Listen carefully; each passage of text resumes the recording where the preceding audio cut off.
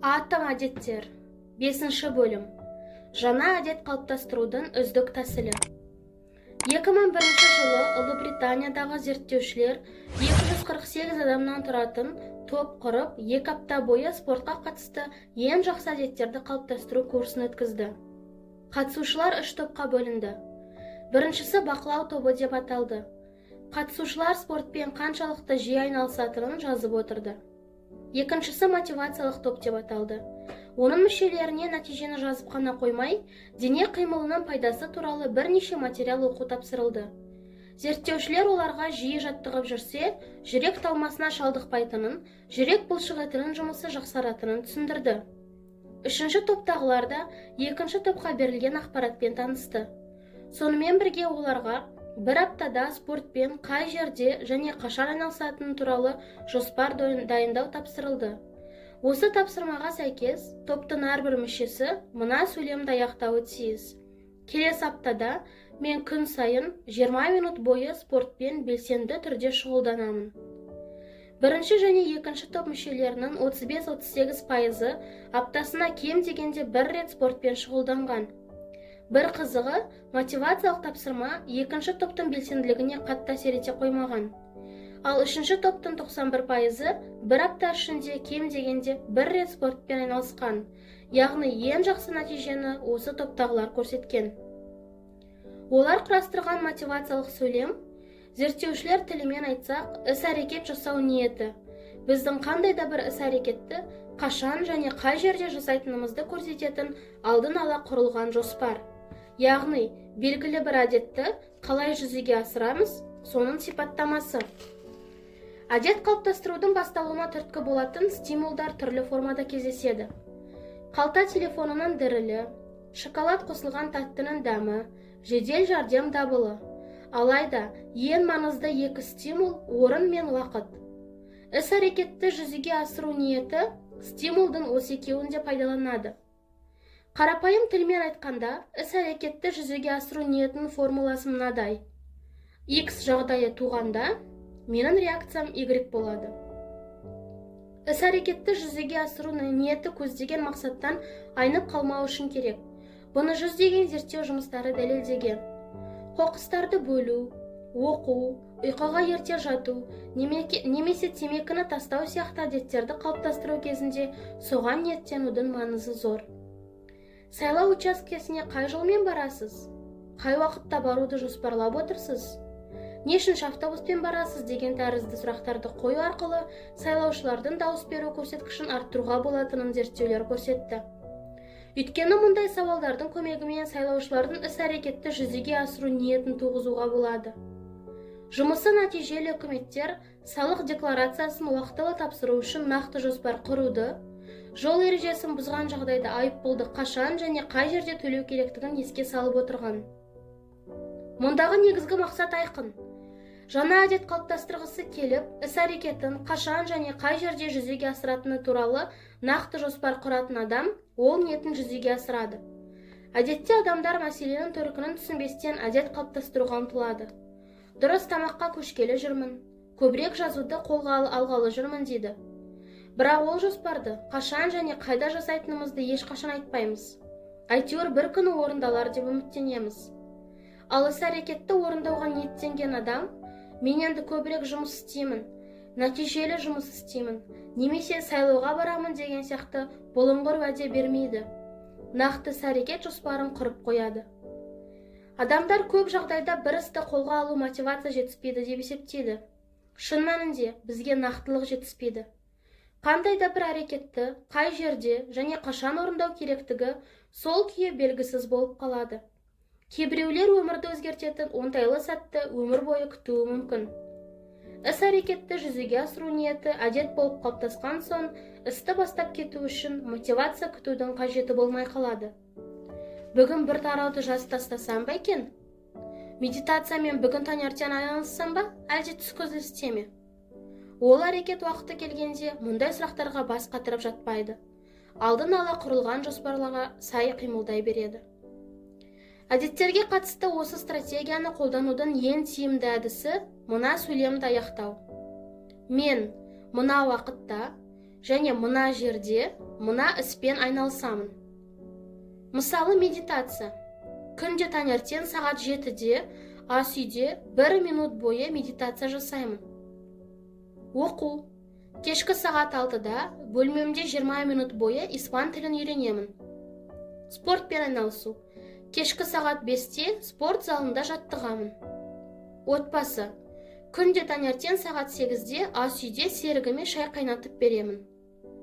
Егер сіз қай уақытта әдет қалыптастыруды бастайтыныңызды білмесеңіз, аптаның, айдың немесе жылдың бірінші күнін белгіленіз. Адамдар әдетте өзгерісті өзіне уәде берген сәтте бастауға бейім. Өйткені адамның жақсылыққа бет бұру үміті сол күндері күштірек болады. Үміті бар адамның сол әрекетті жасауға себебі де бар. Жаңа бастама әрдайым мотивацияны күшейтеді. Іс-әрекетті жүзеге асыру ниетінің басқа да артықшылықтары бар. Ішкі қалауыңыз бен оған жету жолында нақты қадамдар жасау арқылы кедергілерден қиналмай өтіп, жолдан тайдыратын әдеттерге жоқ деп айтуды үйренесіз. Әдетте біз болмашы әрекеттерді жасауға бірден келсеміз, өйткені оларды орындауға кететін уақытты қалай толтыру керектігін білмейміз. Арман айқын болмаса, күні бойы елеусіз әрекеттерді жасаумен уақыт өтіп кетеді. Ал табысқа жету үшін орындалуы тиіс мақсаттар қалып қоя береді. Әдеттер осы әлемде өмір сүрсін десеңіз, оларға уақыт пен кеңістік бөліңіз. Сіздің міндетіңіз әдет қалыптастыратын уақыт пен орынды мейлінше нақтылай түсу. Ол әрекеттер бірнеше мәрте қайталанған соң, дұрыс әрекет жасау қажеттілігін жақсы сезінесіз. Белгілі жазушы Джейсон Цвейк айтпақшы, ойыңыз айқын болмаса, әдеттегіден көбірек жұмыс істеуді ешқашан қолға алмайсыз. Іс-әрекетті жүзеге асыру ниетін күнделікті тіршілікте, жұмыста пайдаға жаратудың бірнеше тәсілі бар. Менің ең сүйікті әдісім Стэнфорд университетінің профессоры B.J. Fogg үйреткендей, әдеттерді тану деп аталатын стратегия. Әдеттерді бір-біріне тану. Әдет жетілдірудің ең қарапайым жоспары. Бүкіл өмірін жоқшылықта өткізген француз философы Дени Дидроның жағдайы 1765 жылы бір күнде өзгеріп шыға келеді. Дидроның қызы тұрмысқа шыққалы жатады, ал оның той жасайтын ақшасы болмайды. Кедей болғанына қарамастан, Дидро осы күнге дейін жан-жақты қамтылған ең тамаша туындылардың бірі саналатын энциклопедия жобасының негізін қалаушылардың бірі. Ресей патшайымы 2-ші Екатерина философтың қаржылық қиындыққа тап болғанын естіп, ғалымға көмектескісі келеді. Кітапқұмар патшайым энциклопедияны да қызыға оқитын. Екатерина Дидроның жеке кітапханасын 1000 фунтқа, яғни осы күнгі ақшамен есептегенде $150,000 сатып алуды ұсынады. Сөйтіп Дидро күтпеген жерден ақшалы адамға айналып шыға келеді. Ол тапқан табысына қызының тойын өткізіп, өзіне күрең түсті мантия сатып алады. Дидроның күрең түсті мантиясы өте әдемі екен. Әдемілігі сонша, Дидро үйіндегі басқа заттар оның жанында тым жұпыны екені байқалады. Ол кітабында әдемі мантия мен басқа заттар арасында үйлесімділік, бірлік пен жарасымдылық жоқ деп жазады. Біраз уақыт өткен соң Дидро гардеробын жаңарту керек екенін түсінеді. Ол ескі кілемшені лақтырып, Дамаск қаласында тоқылған жаңа кілем сатып алады. Үйін бағалы мүсіндерге толтырады. Сабаннан жасалған ескі орындықты тастап, былғары кресло сатып алады. Жаңа бір заттан кейін тағы бір зат келіп, Дидроның үйі домино теориясына сай жаңара береді. Дидроның бұл әрекетінде оғаштық жоқ. Жаңа бір зат, екінші жаңа заттың келуіне себеп болатыны бүгінде Дидро әсері деп аталып кеткен. Дидро әсерінің мәні, жаңа зат сатып алып, тұтынушының қалауы оянып, ол міндетті түрде тағы бірнеше зат сатып алғысы келеді. Сіз бұл паттернді өмірдің әр саласынан байқайсыз. Жаңа көйлек сатып алсаңыз, оған жаңа сөмке мен сырға қосып алу керек. Жаңа диван сатып алсаңыз, қонақ бөлмедегі жиһазды толық ауыстыру керек деген ойға берілесіз. Балаңызға да жаңа ойыншық сатып алсаңыз, көп ұзамай оған қажетті басқа да бөлшектерді ала бастайтын боласыз. Оны бір-біріне жалғасқан реакция деп атаймыз. Мінез-құлық моделінің көбі осы циклды қайталайды. Сіз бүгін бір істі тындырсаңыз, келесі жолы не істеу керектігін соған қарап шешесіз. Дәрет алған соң қолыңызды жуасыз. Сол сәтте сүлгінің кірлегенін байқап, оны жуу керек екенін түсінесіз. Одан соң кір жуатын ұнтақты сатып алатын заттар тізіміне қоясыз. Бірде-бір іс-әрекет жеке дара жасалмайды. Әрбір қимыл келесі қимылдың туындауына себепші болады. Мұның маңызы не?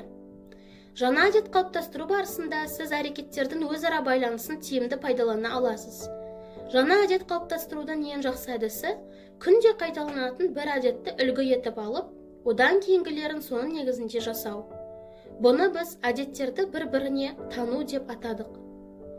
Бір әдетті екіншісіне тану іс-әрекетті жүзеге асыру ниетінің ерекше формасы. Сіз жаңа әдетті орындайтын уақыт пен орын белгілеместен, оны бұрынғы әдетке тана саласыз. Бұл әдісті ойлап тапқан B.J. Fogg оны ұсақ әдеттер бағдарламасының бір бөлігі ретінде қарастырған. Оны кез келген әдет тудыратын стимул ретінде қолдануға болады. Әдеттерді бір-біріне танудың формуласы.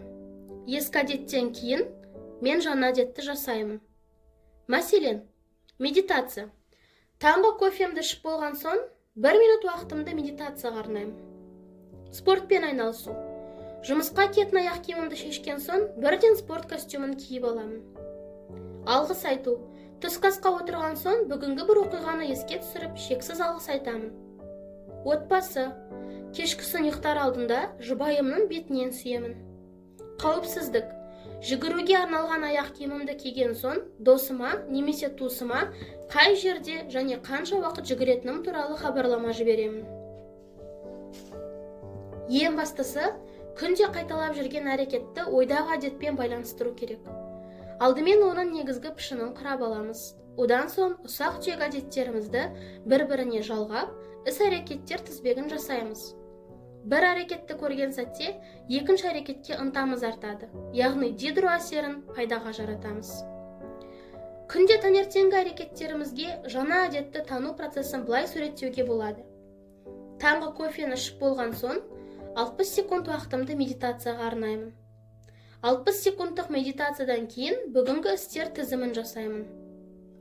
Бүгінгі істер тізімін жасаған соң, дереу соның біріншісін орындауға кірісемін.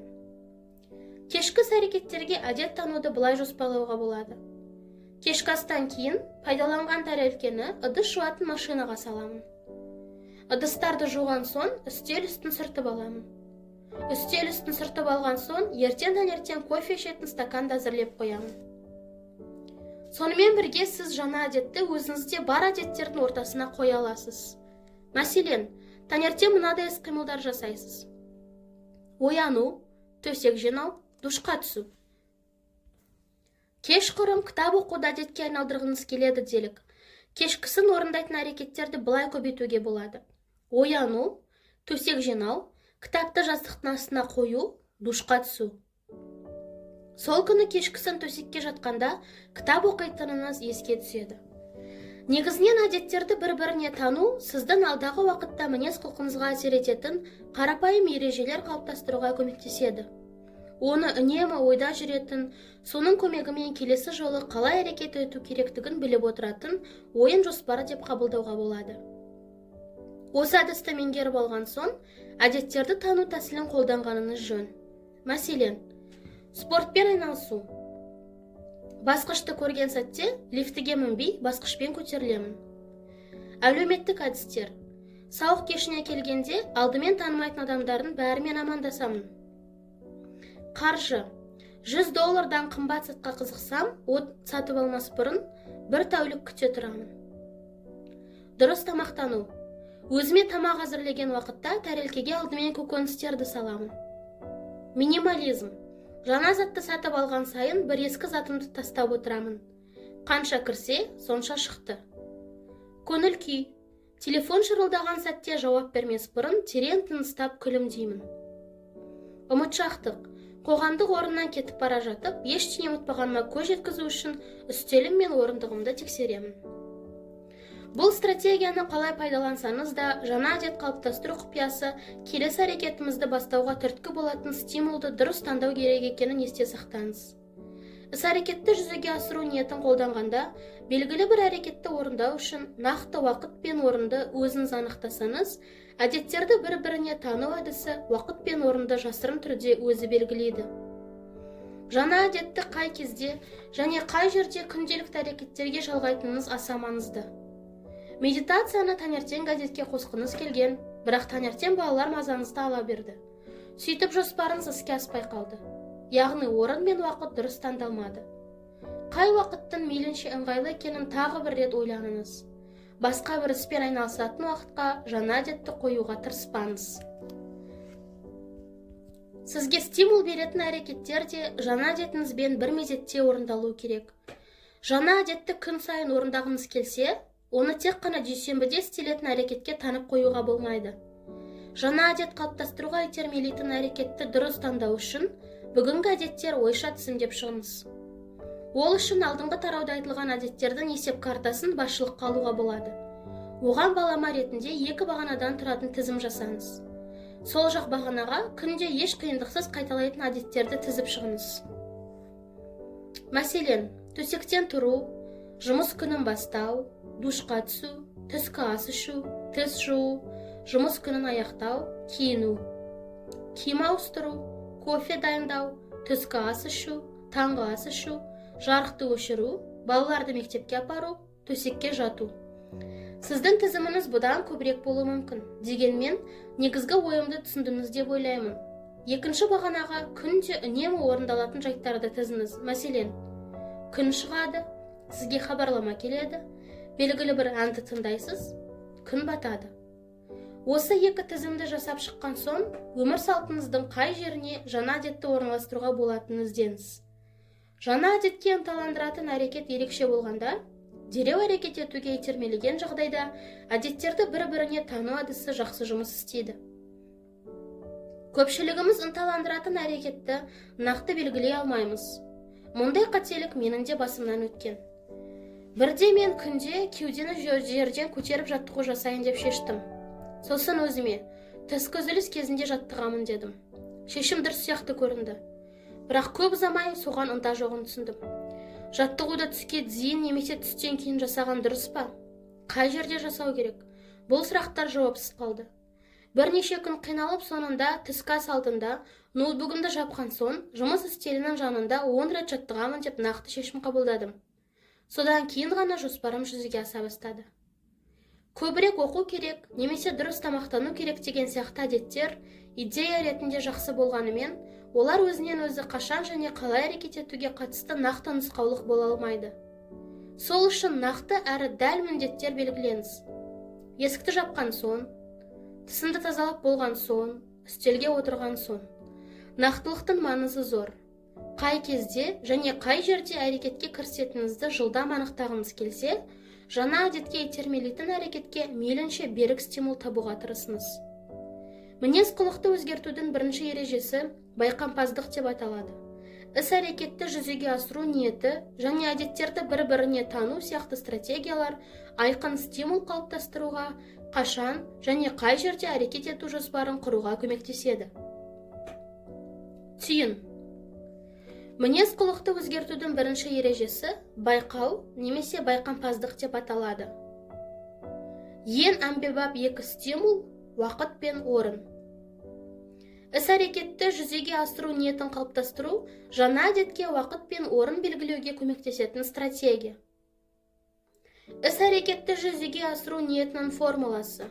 Мен уақытын, орнын және әрекетін осы уақытта, осы жерде, осы нәрсені істеймін деген формуламен. Әдеттерді бір-біріне тану, жаңа әдетті күнделікті орындайтын әрекеттермен байланыстыру арқылы есте сақтауға арналған стратегия. Әдеттерді бір-біріне тану формуласы. Күнделікті әрекеттен кейін мен жаңа әдетті істеймін.